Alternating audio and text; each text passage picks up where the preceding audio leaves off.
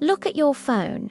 Hundreds of contacts, thousands of followers, endless notifications.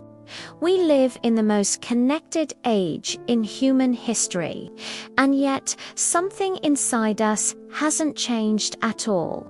Long before cities, before agriculture, before writing, humans lived in small bands of hunter-gatherers, not millions, not thousands. Usually between 100 and 200 individuals. That number isn't random. In the 1990s, British anthropologist Robin Dunbar proposed a theory now known as Dunbar's number, the idea that humans can only maintain about 150 stable social relationships at once. Beyond that, our brains simply struggle to keep up. Why 150? It comes down to brain size. Scientists compared primate brain sizes to their average group sizes. Species with larger neocortex regions lived in larger social groups. Extrapolated to humans, the number lands at roughly 150 meaningful relationships. Not acquaintances, not followers.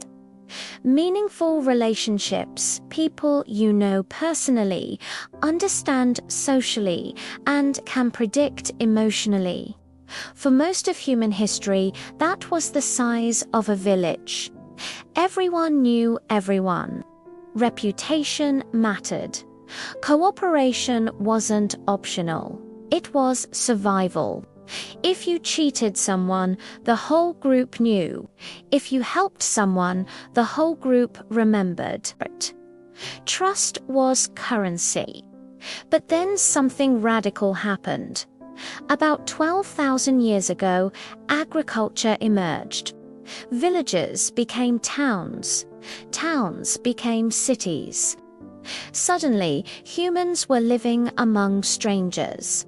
Our biology hadn't changed, but our social environment had exploded. So, how did we cope?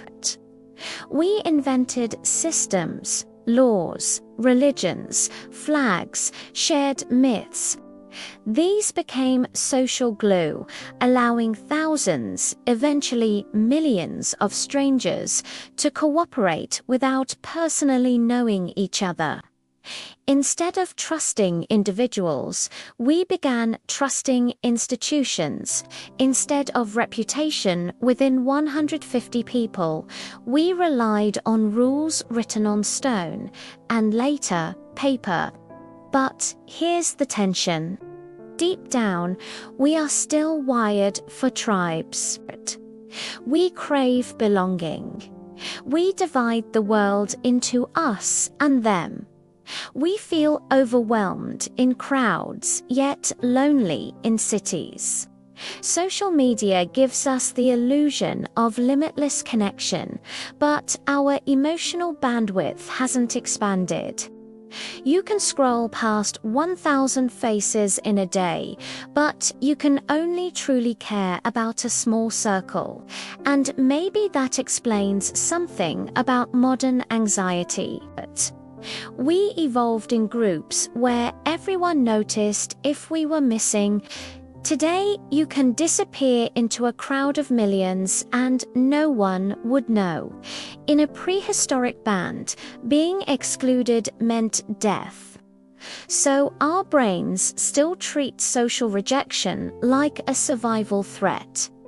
That ancient wiring still lives inside you. It's there when you worry about what others think. It's there when you seek community. It's there when you feel safest among a small group of close friends. For all our skyscrapers and satellites, we are still tribal creatures navigating a globalized world. So the next time you feel overwhelmed by endless connections, remember this: you weren't built for infinite relationships. You were built for a circle around a fire. About 150 faces, familiar and known. And in many ways, no matter how advanced we become, that circle is still where we feel most human.